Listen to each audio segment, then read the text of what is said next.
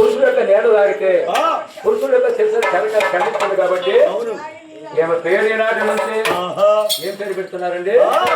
ఈమె పేరు ఈనాటి నుంచి ఏం పేరు పెడుతున్నారు కాబట్టి పురుషుల యొక్క శత్రువు కరకర ఖండించింది కాబట్టి ఈనాటి నుంచి ఈమె పేరు నాయన పురుష ద్వేషంగానే పేరు పెట్టారా?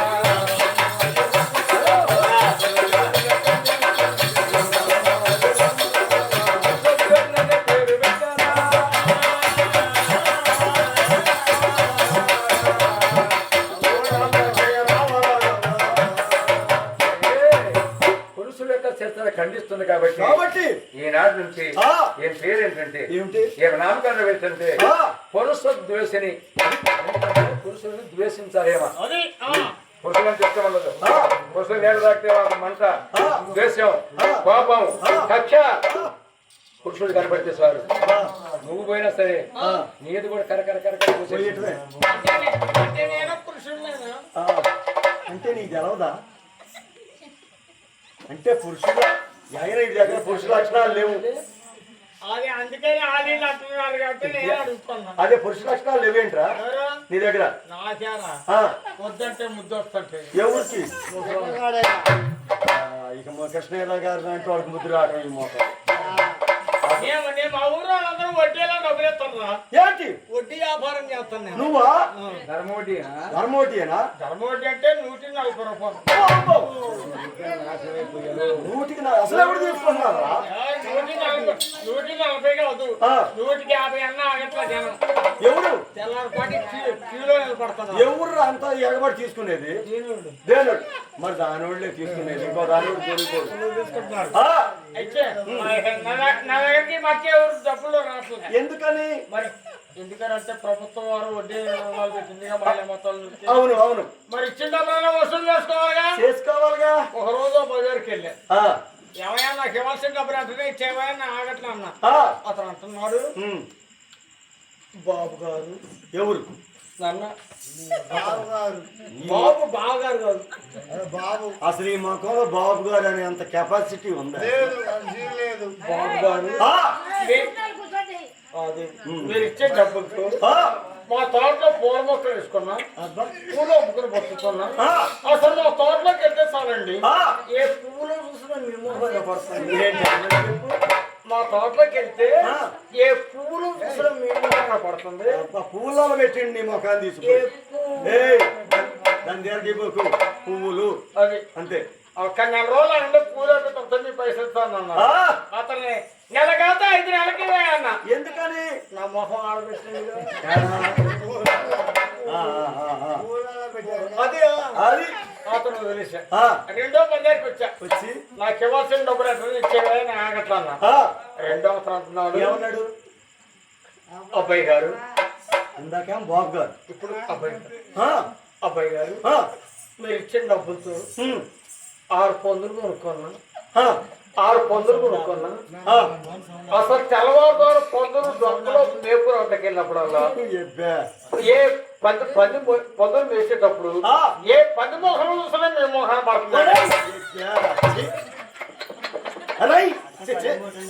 10 మూతున్నట్టే ఉన్నారు. ఏ 10 మోహనం చూసినా మేము మోహనం పడుతుందండి.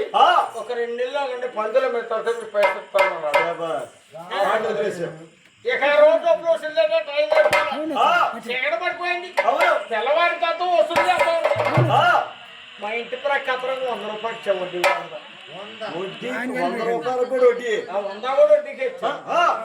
100కి 700 వడ్డీ పెరిగింది. 800 కొందా, లేకపోతే 700 కొందా, లేకపోతే 100కే 700. 100కి 700 వడ్డీ పెరిగింది. ధర్మ వడ్డీ.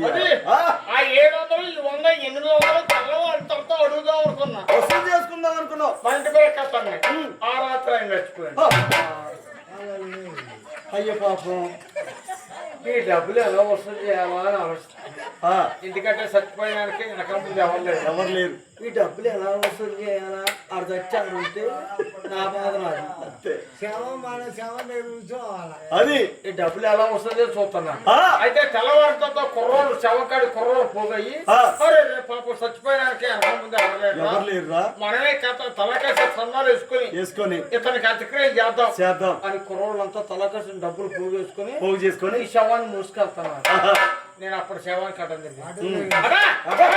అబ్బా ఏంటయ్యా నా హక్కు లేకుండా శవాన్ని అడి మూసుకో ఈ శవం మీద నువ్వు ఒక్కడికే హక్కోను ఒక శవం మీద ఇంకో శవానికి హక్కు ఈ శవం మీద నువ్వు ఒక్కడికే హక్కు అదేలే నా హక్కు లేకుండా శవాన్ని అడి మూసుకెళ్తాను శవాన్ని తెచ్చండి లేదా ఆ 800 మీరు కట్టండి అన్నా బా అప్పుడు కుర్రోళ్ళు అన్నారు ఏమండి ఇతను చచ్చిపోయినా చాలా మంచోడు ఇతను ఇవ్వాల్సి 800 కుర్రోళ్ళు మేమే వేసుకొని ఇస్తాం ఒక 4 రోజులు ఆగండి అన్నారు 4 రోజుల తర్వాత మీరు అమ్మతోడవచ్చు నీకెందుకు ఇవ్వాలవచ్చు అవును 4 రోజులు కదా ఒక్క రోజు కూడా ఆగను 800 మీరు కట్టండి లేదు పట్టుబట్ట పొక్కులేని పట్టుబట్టి నీ పొట్టే పొక్కులేని పట్టుగా అప్పుడు కుర్రోళ్ళు చూసి ఒకరి ముఖం చూసుకుని చేసేది లేక శవాన్ని తీసుకొచ్చి మా ఇంట్లో పడేసి ఇంకాడి పోతే డబ్బులు ఇంకాడి పోతాయి శవం ఇంట్లోకి వచ్చింది శవం ఇంట్లోకి వచ్చి డబ్బులు ఆడిపోతాయి శవరాటు పెట్టి డబ్బులు ఆడిపోతాయి ఏంట్రా ఇంక డబ్బులు తెస్తారు ఇప్పుడు డబ్బుల కోసం పోయా శవం ఇంట్లోకి వచ్చింది అదేలే శవాన్ని ఇంట్లో పడేసి కుర్రోళ్ళు వేస్తున్నారు కుర్రోళ్ళు వేస్తుంటే నేను అనుకున్నా డబ్బులు దాటకెళ్తున్నాను అనుకున్నావు నువ్వు దాచిపెట్టుకుని నీ బాబు చూడు డబ్బులు దాటకెళ్తారు అనుకున్నా కుర్రోళ్ళు వెళ్ళిపోయారు పొద్దుగు వెళ్ళిపోయింది కుర్రోళ్ళు చీడ పడిపోయింది కుర్రోళ్ళు రాలా తెల్లారిపోయింది కుర్రోళ్ళు తెల్లారు శవం కాడే కూర్చోండి ఒక శవం దగ్గర ఇంకో శవం కాపలా నేనే ఒక శవంలో తెల్లారు శవం కాడే కూర్చున్నా అయితే శవ స్మెల్ వస్తుంది శవం వాసన పట్టింది వాసన స్మెల్ అన్న ఒకటే అయితే మా ఆవిడ ఏం చేసింది శవాన్ని తీసుకుని ఇంట్లో పెట్టుకోండి వీడు ఈ వాసన కూడా నేను ఉండడం అని పిల్లవాళ్ళని తీసుకుని మధ్యరాత్రి కాడి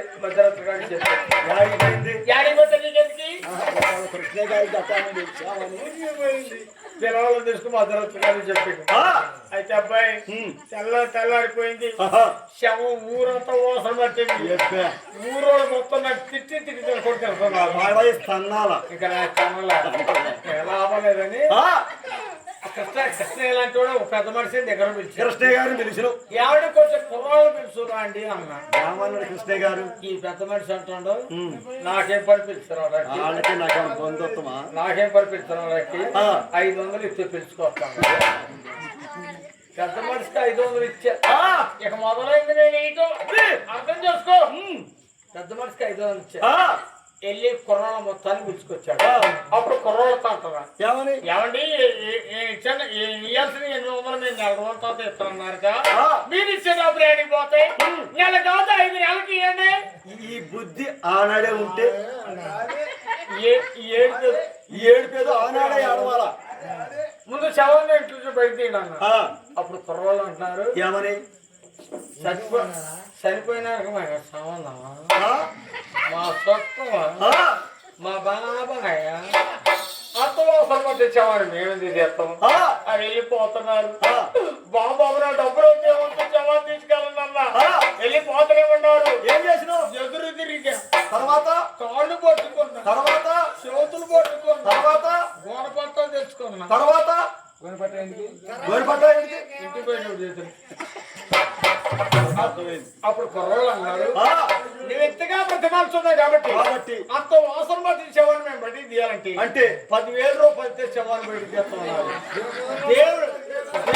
దేవుడు అంటే 10,000 రూపాయలు కట్టే అప్పుడు శవాన్ని బయటకు తీశారు వదిలిపెడితే 100 రూపాయలతో పోయేది దీన్నే దురాశ దుఃఖమునకు చేటు ఇక అప్పుడు చూడట్లే ఈ ఊరోడు ఈ ఊరోళ్ళు ఇస్తే ఇంకా మరీ పిచ్చుతారు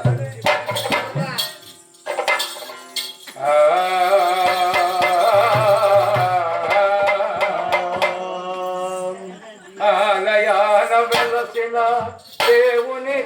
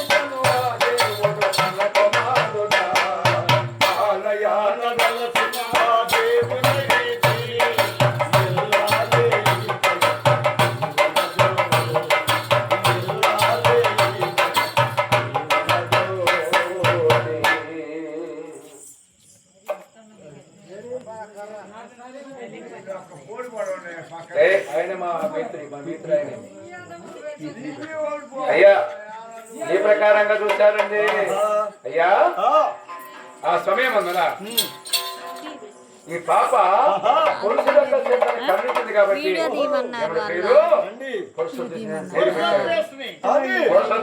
పేరు పెట్టింది అయ్యా ఒంటి స్తంభం మారు కట్టించి ఆ ఒంటి స్తంభం మారు పేరే దాసి పేరే స్థానం చేపించి పేరే భారీగాట్లు పేరే పెంచటం పేరే సాగటం పేరే ఆమెకు భోజనం పెట్టడం అన్ని కూడా పెంచుతుంటే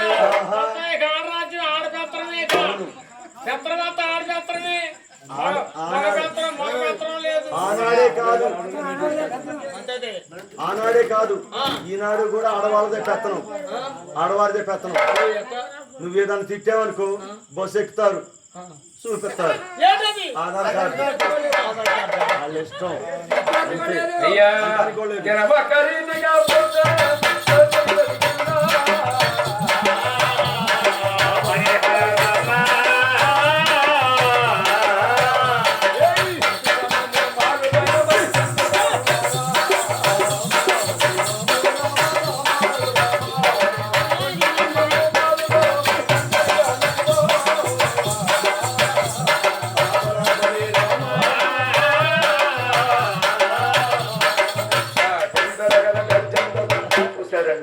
అయ్యా ఒంటి స్తంభాలు కట్టించి ఒంటరిగా పెంచుతున్నారు అయితే అలా ఎప్పుడైతే పెంచుతున్నారో విషయం ఎవరికి తెలిసిందండి ఈ విషయం పురుషులలో చంద్రుడు ఖండిస్తుందని ఎవరన్నారు నారదుడు తెలిసిందట నారదుడు తెలిసింది నారదుడు కంబలు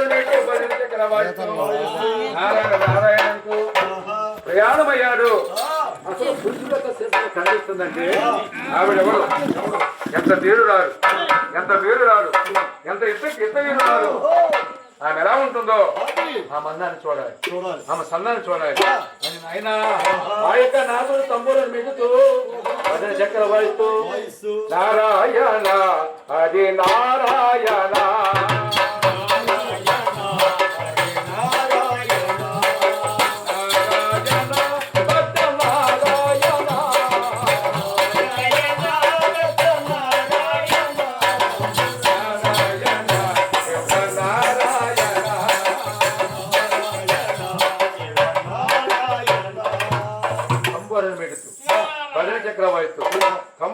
చూసారండి విభూతి రేఖలు కంఠమాలు ధరించుకొని పురుషులు ద్వేషిందంటే అసలు శిరసు మగవాళ్ళ శిరసులు ఖండించడం ఏంటి అవును ఆమంత వీరురాలా ఆమంత వీరురాలా ఆమె ఎలా ఉంటుందో చూడాలి అని ఒంటి తమ్మారు అక్కడికి వెళ్ళి వారుగా తలుపు తీసి చూస్తాను రట్టండి వారుగా తలుపు తీసి ఎప్పుడైతే చూస్తుందో అయ్యా పురుషుల యొక్క వాసన తగిలిందట అరే తినబట్టారా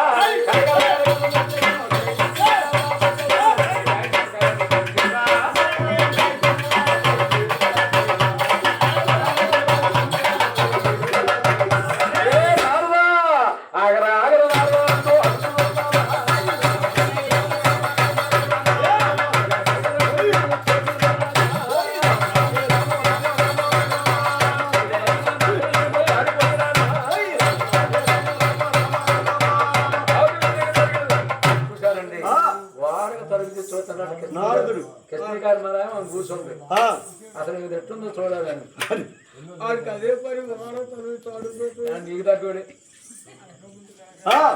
నువ్వు ఎన్ని తరగతి దిగులే అయ్యా చూస్తుందో పురుషుల యొక్క నరవాసన శంకర అందే మళ్ళా పదిహేను కత్తి ఎప్పుడైతే వచ్చిందో ఎరగల తిప్పుతో అయ్యా నారదుడు వెంట పడదట నారదు అక్కడి నుంచి ఎక్కడికి వెళ్ళాడండి అక్కడి నుంచి నారదుడు ప్రయాణమై పరుగు పరుగు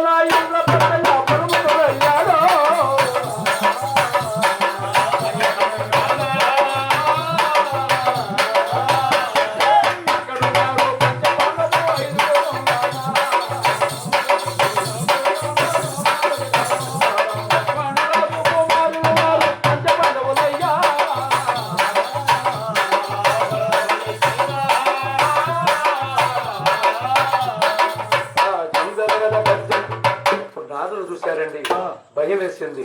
ఓరి నాయనో ఓరి దేవుడు, ఇంత రాసుగాడు కాబట్టి అందరూ అయిపోతుంది. అవును, నా తెలుసు కూడా పోసేది ప్రాణం కాపాడుకోవాలని అక్కడి నుంచి పరుగు తీసిన నారదుడు.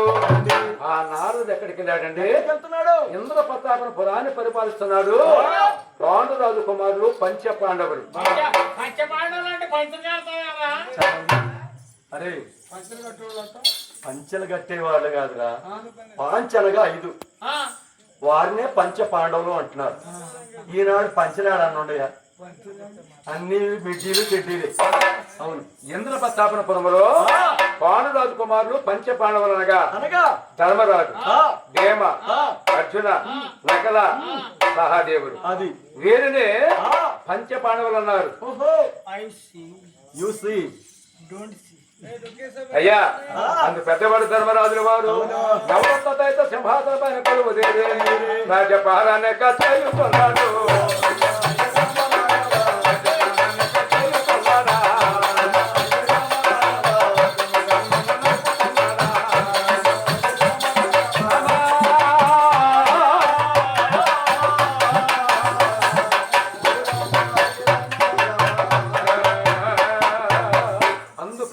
ధర్మరాజుల వారు నవరత్న సింహాసన పైన కొలువు తీరి రాజ్యపాలన చేస్తున్నాడు. సత్యము, ధర్మము, న్యాయము, కరుణ 4 పాదాలు నడిపిస్తూ ధర్మపాలన చేస్తున్నారు ధర్మరాజు వారు. 4 పాదాల నువ్వేం చించుకున్నా